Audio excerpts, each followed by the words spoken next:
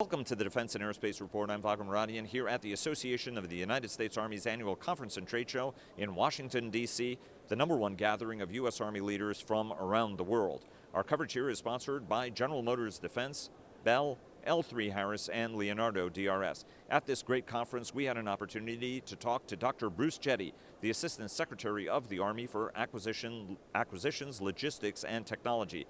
This is part 3 of our 3-part conversation with Dr. Jette.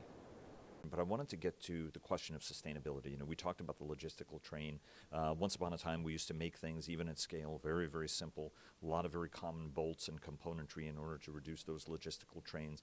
We also used to be able to make some pretty good judgments on where we had to invest money up front to take cost out over the long term. Navy is particularly good at that in investing in components, for example, that come into contact with seawater that are robust and durable and don't cause corrosion. Talk to us about the philosophical change we need, because for decades we were always interested in the nth degree of performance, and every once in a while we saved money and caused ourselves some long-term sustainability headaches. Talk to us about spending more to save more over the long term and being smarter about how we go through the design of something that takes parts out, complexity out, improves manufacturability, and also sustainability. So it's kind of interesting. This ties, you actually are asking a question that ties an awful lot of what we've just talked about together. So for example, by having an understanding of what intellectual property is, I have an ability to sustain better. So an example is I have a vehicle. The vehicle has about 18,000 parts in it. But frankly, only about 2,000 of those parts are unique to that vehicle. The rest of them are bolts you can buy at various suppliers. They're races and bearings that made by common manufacturers.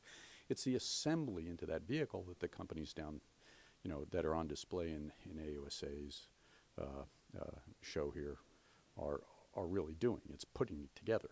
There are some unique pieces, some of which have intellectual property covering them, and some are just not. And trade secrets are not necessarily intellectual property protections. It's just if I can, now I have to figure out how to build it myself. They're not going to tell me.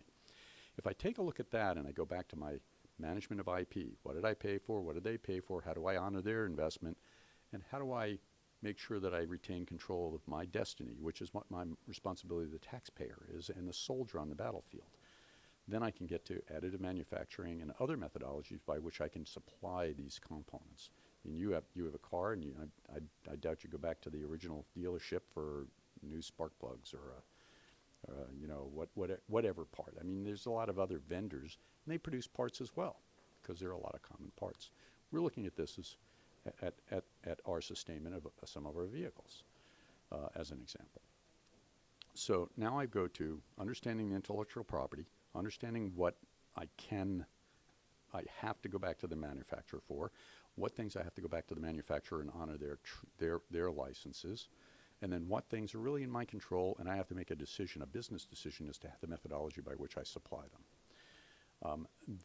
And then I want to go downstream from that, and I want to start looking at when I do the next vehicle, back to this versioning. When I do the next vehicle, am I designing it for maintainability? And how do I do that? If I do versioning, one of my problems is I have to be able to have a team that can maintain those vehicles. Correct, in smaller batches, not just 8,000 vehicles that are the same, but 300 that are of one configuration, 500 of another, and another. Yes, and that's exactly right. So now I can begin integrating some of our other technologies. So robotics, for example. If I can make a robot that can assemble a vehicle, why can't I make a robot that can disassemble a vehicle and then reassemble the vehicle and maintain the vehicle and facilitate it? So now my mechanic is not a mechanic. My mechanic's a technician, and he's controlling a robot. The robot's doing the assembly and disassembly. I can't pick up so my favorite thing, a tanker. Taking the final drive off of a tank. It's the big heavy gearbox on the back that drives a sprocket that moves the track that drives the tank. It weighs probably 550, 600 pounds. The sprocket weighs about the same. Right. Okay, I need a crane to pick that up. If I had 2 robotic arms, I could have one hold it, another one reach in with a proper tool, take all the bolts off. There are 32 of them. Put it on the ground, put the bolts in a nice bin, go back, hold the final drive up. Right now I have to keep my only recovery vehicle I have in the company is committed to that for about 2.5 hours to change that final drive. A robot could make it happen with no risk to the soldier, and inevitably they never break on dry pavement in a nice warm place on a sunny day. They tend to break in the mud in the rain. So we are looking at the technologies we can apply to reduce our overall sustainment costs. The next thing is, how do we design the vehicle for much more expedient maintainability? If I want to change something on the tank engine, I have to take the engine out of the tank. Well, we've been offered some ideas where instead of the back deck being a solid piece that's welded, that the back deck's a piece that's been bolted and has a hinge. So you drop it down and there are rails, and you pull the whole engine right out, do the maintenance on the engine, push the engine back in, close the bolt. I mean, these are the type of ideas we're trying to elicit from industry as well. Right. So I don't know that necessarily it's going to drive a huge cost differential as much as it's just not asking the same question because you're going to get the same answer. And it reminds me of the XM8 power pack that would slide in and out. Very quickly, 2 questions. How are you cooperating with the other military services? You've got really first-rate innovators that are in each of these jobs. All of you are trying to get to the same place with culture change, block production, right? I mean, what you're talking about is a little bit like the Digital Century series that Will Roper is talking about in the Air Force, smaller batch airplanes and capabilities, more targeted, injecting competition throughout. I know Hondo Gertz is thinking along the same lines on a lot of things. What are you guys exchanging? How are you cooperating? And I have one technological leadership follow-up question. So this is a unique time. Will Roper, my position in the Air Force, Hondo Gertz, my position in the Navy, and I knew each other long before we ever came to this job. We were friends before we came to this job, and I have great respect for them. You'll have to ask their opinion about me. I think it's pretty good, actually. You've come up. Yeah, good. That's good, comforting. Tremendously competent people with tremendously great ideas and insights. We work very well together. One of the areas that you would never think that people would be willing to share is all the stuff in the black world. Yet all of us have opened the door to each other's, dark programs, so that we can leverage them, and so that we don't do the same thing. So that if the Air Force is ahead on a particular technology, then we're going to work with them and leverage their effort. And it doesn't matter whether it's a black program or not. If we can find a program where we have some common things. A good example is hypersonics. The Navy and the Army, in particular, have developed a common hypersonics program. I've got my 3-star and their 3-star. The two work together. They've all defined it out. We have the funding laid out so that we don't have to spend 2 sets of money to do the same thing. We're doing similar things. There are some differences between what the Air Force and the Army and Navy are trying to do. And so even there, though, a payload might fit on either booster, and then boosters could be potentially interchanged for different purposes. So, let me ask you a last question. It's a technological leadership question. Our allies are working some of these problems very, very hard. A lot of these ideas are commercial ideas that we're trying to pull and to militarize at the end of the day. Some are scientific breakthroughs, what you were talking about a tungsten long-run penetrator that can actually be much more smaller but still have the kind of impact that we want out of a projectile, which is now at least 2 feet in length in order to be able to punch through the armor of a tank. There are some concerns in an America first or Europe first world about whether or not that cooperation takes place. How do you see the nature of cooperation, the nature of competition technologically, and do you think that the United States and its closest allies working together are going to be able to maintain that advantage over potential adversaries that are investing a lot of money, are very, very focused in what they're trying to achieve, and have access to the same technology research, and in some cases may have an edge? So one of my roles is defense cooperation. And so I do foreign military sales work for the Army. I help coordinate different types of sales. But it's also the defense cooperation aspect where we're talking about how do we work together. Okay, so it's not just I want to sell you one of my doohickeys. It's well, let's talk about how we work. What are you going to do for artillery rounds? What are you going to do for this? How are you going? What about your artillery round and our ballistic kernel within our fire control system? we get into deep discussions about these little technical issues, and what I've really come to realize is that the vast majority of our partners really recognize that we're the big dog on the street. We know what we're doing. We have the best technology. We have the best capability. It's not that they want to supplant us or compete heavily with us. And I don't mind some competition. I don't mind competition because, frankly, I think we're doing best.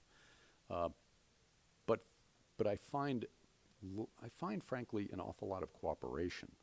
I just this week I've had meetings with a particular country, and they said, look, we want to find a way to supplement what you're doing, because just like anybody, all countries have resource limitations, and therefore what they would like to do is they would like to allocate their resources where we're not.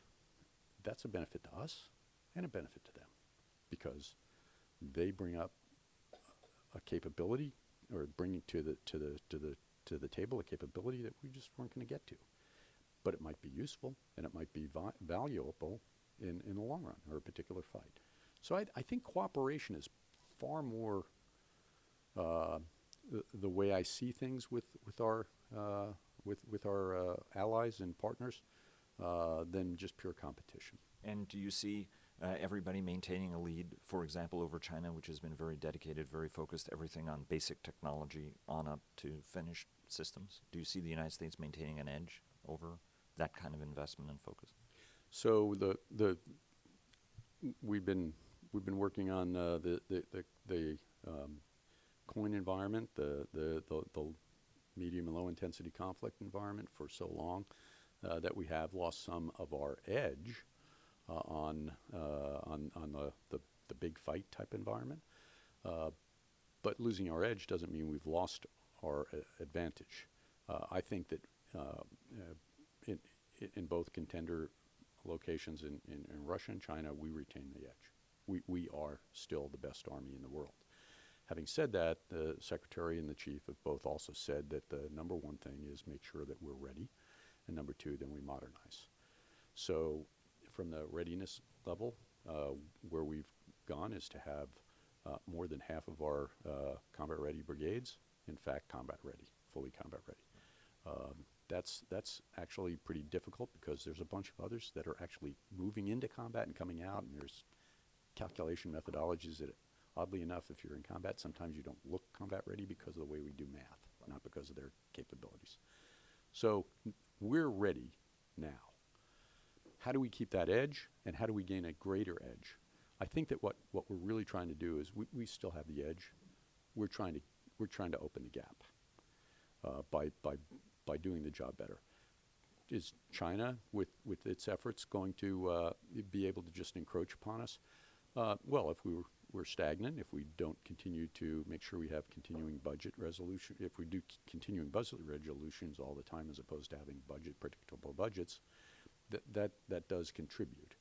But our objective is to maintain our capability over them, and I think that we're actually fully capable of doing that. Just because you can print a bolt doesn't mean it's a bolt, okay?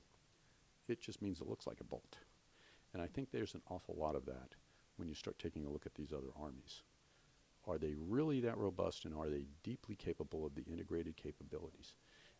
A rifleman is not a squad. It's 9 people, and knowing how to fight. 9 people is not a squad. Now, I can get 9 people off the street here, doesn't make a squad. It's knowing how to put them together, how to make those systems work together, how to rehearse, how to train, how to depend on each other, how to lead when you lose your leader. All of those things are a lot more important than simply, I spent money to buy doohickeys. Dr. Bruce Jette, the Assistant Secretary of the United States Army for Acquisition, Logistics, and Technology. Sir, it was an absolute pleasure. Thanks very much. And how do you think the Army-Navy game is going to go? Go Army, beat Navy. Thanks very much again, sir. All the best. Thank you.